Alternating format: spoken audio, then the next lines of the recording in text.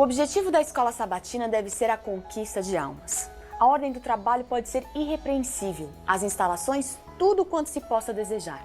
Mas se as crianças, jovens e adultos não forem levados a Cristo, a escola será um fracasso. Pois a menos que as pessoas sejam atraídas a Cristo, tornam-se cada vez mais e mais incapazes de serem influenciadas por uma religião formal.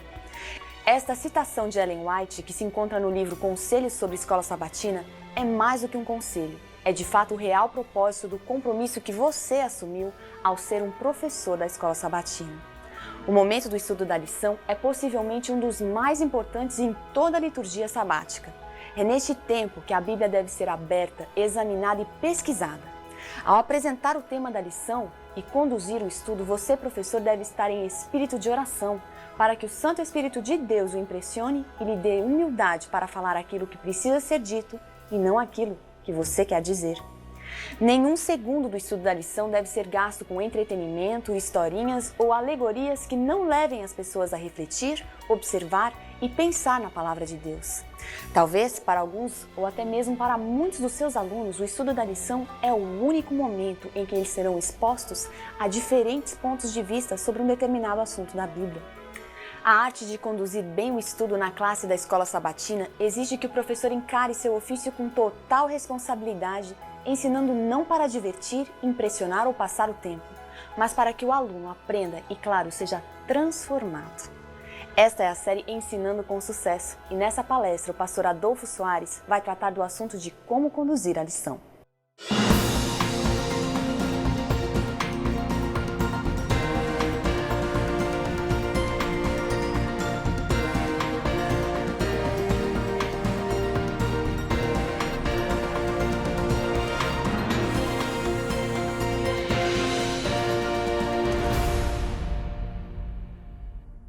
Durante nosso estudo até aqui, nós temos tratado de diversos temas, daquilo que ocorre antes do momento da apresentação da lição.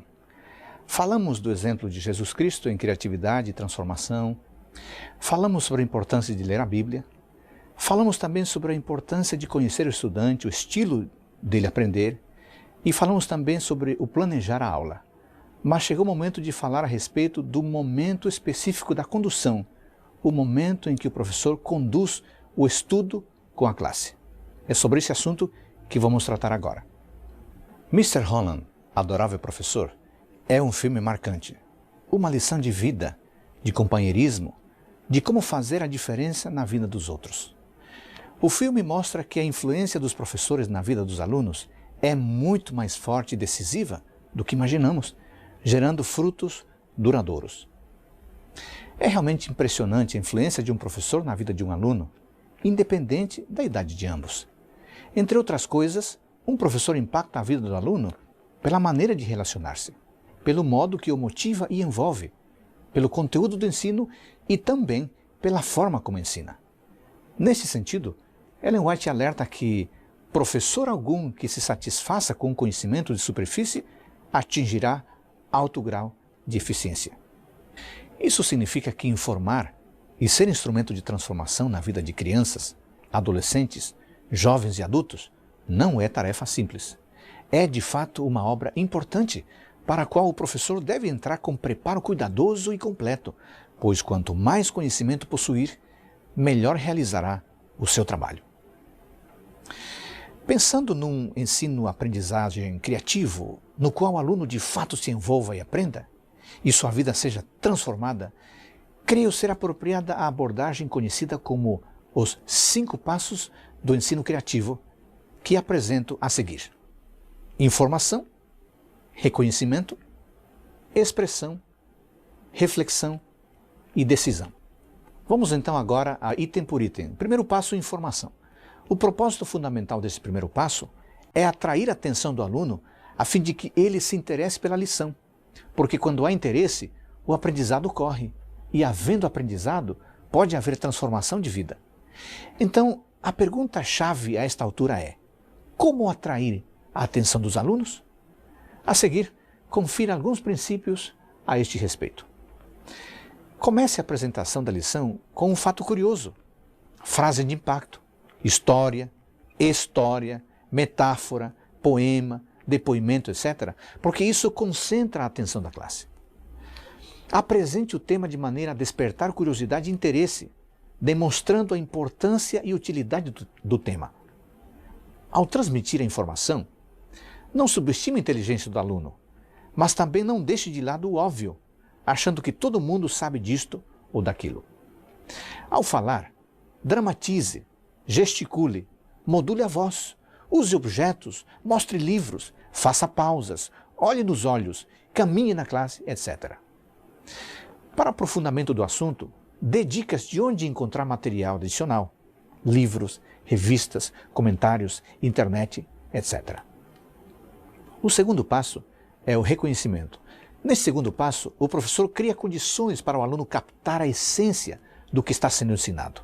O aluno identifica princípios e ideias, a essência do assunto.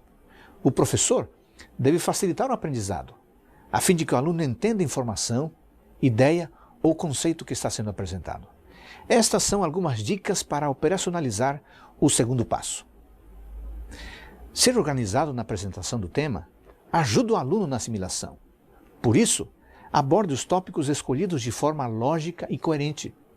E lembre que quanto mais sentido fizerem as informações e palavras ditas, e quanto mais compreensível for a aula, mais fácil será lembrar-se dela. Ofereça uma visão geral do tema, antes de entrar em detalhes. Isto facilita a compreensão do assunto, pois permite entender o todo e também as suas partes. Durante a explanação da lição, repita as ideias principais. Faça-o de modo criativo, pois mera repetição pode cansar o aluno e também ser improdutivo. Recapitule os principais tópicos da aula.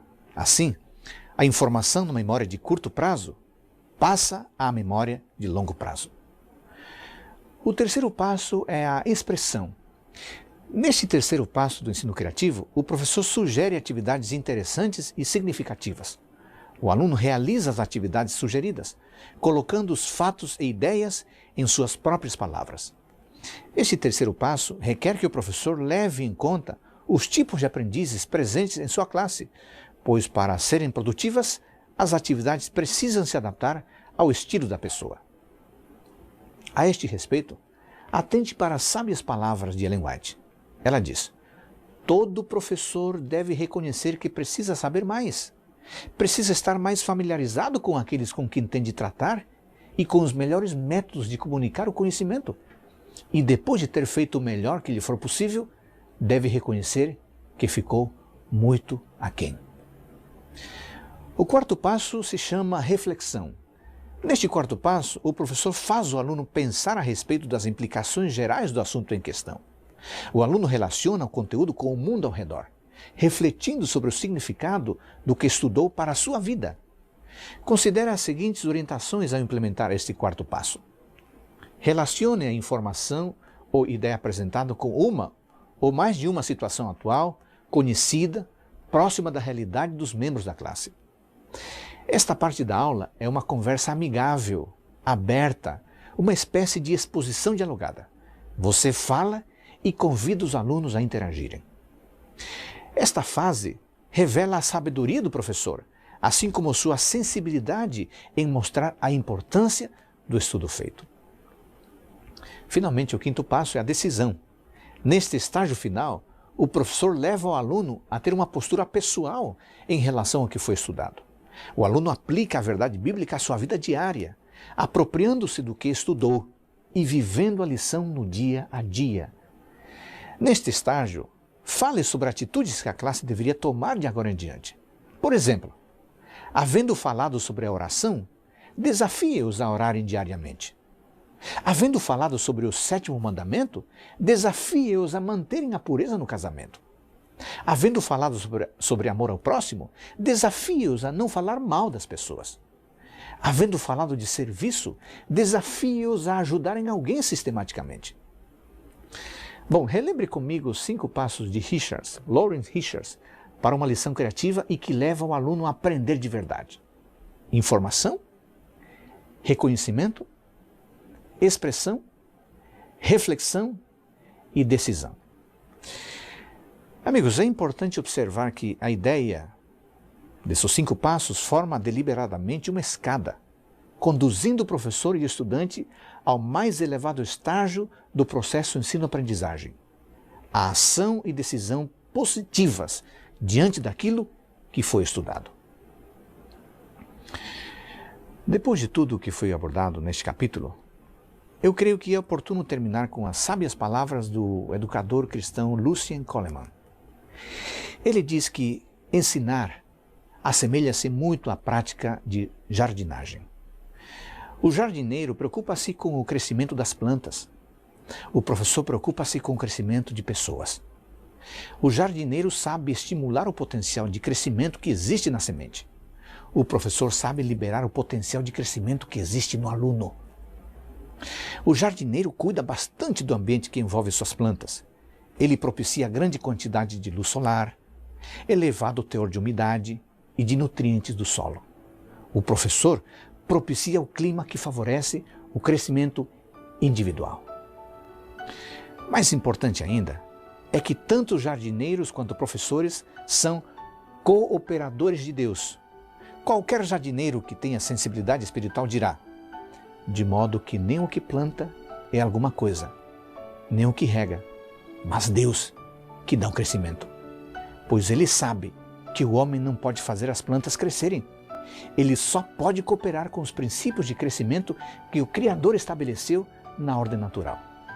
De maneira semelhante, o professor cristão que tenha sensibilidade espiritual reconhecerá com humildade e de bom grado a sua dependência de Deus para ensinar.